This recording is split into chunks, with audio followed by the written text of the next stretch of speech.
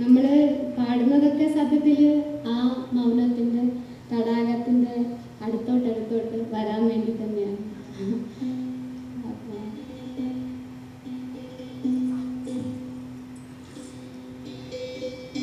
ഇത് ഏക്താര എന്നാണ് ഈ ഉപകരണത്തിൻ്റെ പേര്. ഒറ്റക്കമ്പി ഉള്ളത് കൊണ്ട് ഏക്താര എന്ന് പേര്.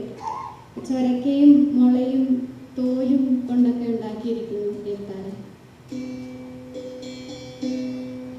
പക്ഷെ ഏക്താര ഒരു അടയാളം കൂടിയാണ്.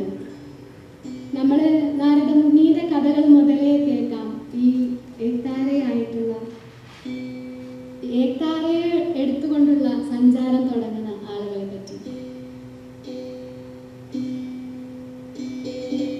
ഏക്താര ഒരു വഴിയും കൂടിയാണ്, വഴികാട്ടി കൂടിയാവുകയാണ്. എല്ലാ തരത്തിലും നമ്മുടെ ഉള്ളിലേക്കുള്ള ഒരു യാത്രയ്ക്ക് ഈ നാദം കൂട്ടുവരികയാണ്. അപ്പൊ ഏക്താരയെ പറ്റി ആലോചിക്കുമ്പോൾ വളരെ എന്താ പറയാ, വളരെ സിമ്പിളായിട്ട് എല്ലാം പൊട്ടിപ്പോകാൻ പറ്റുന്ന ചൊരക്കയാണ്, മുളയാണ്, എല്ലാമാണ്. അതേപോലെ തന്നെയാണ് സത്യത്തിൽ നമ്മുടെ ദേഹവും.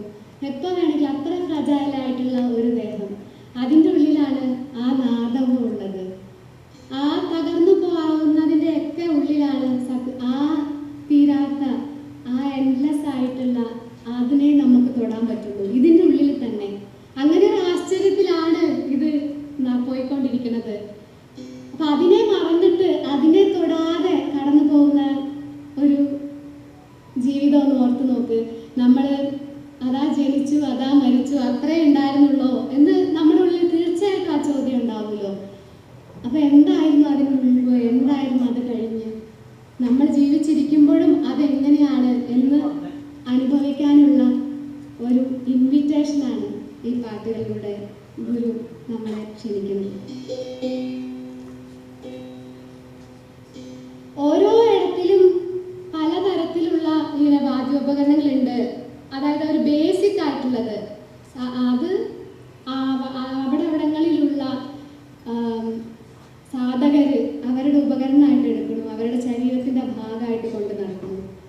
ഇപ്പൊ മധ്യപ്രദേശ് മാൽവയിലൊക്കെ തമ്പുര എന്ന് പറയുന്ന ഒരു ഉപകരണമാണ് ഉപയോഗിക്കുന്നത്. നമ്മളെ സാധാരണ ശാസ്ത്രീയ സംഗീതത്തിൽ പാടുന്ന തമ്പുരുവല്ല, പക്ഷെ മറ്റൊരു തരത്തിൽ 5 സ്ട്രിങ്ങുള്ള ഒരു തമ്പുരാണ്. കബീറിന്റെ ഈ പാട്ടില് ആ തമ്പുരേനെ പറ്റിയാണ് പാടുന്നത്. എൻ്റെ എല്ലാ ഈ പല ജന്മങ്ങളുടെയും ഈ കെട്ടുപാടുകൾ പൊട്ടിപ്പോവാണ് തമ്പുരു നിന്റെ കയ്യിലെടുത്തപ്പം, തമ്പുര നിന്റെ കയ്യിലെടുത്തപ്പം. എൻ്റെ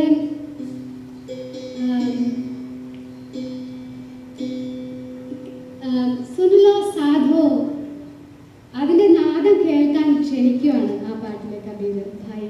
എല്ലാത്തിലും സുനോ ഭായ് സാധോ എന്നാണ് എല്ലാ കബീറിൻ്റെ പാട്ടിൻ്റെയും അവസാന വരി പറയുന്നത്. സുനോ ഭായ് സാധോ, കേൾക്കൂ സുഹൃത്തെ, കേൾക്കാനായിട്ടുള്ള ക്ഷണമാണ്. ആ നാദത്തിലേക്ക് കേൾക്കൂ സഹോദരനാണ് എല്ലാ പാട്ടിലും കബീർ പറഞ്ഞിരിക്കുന്നത്.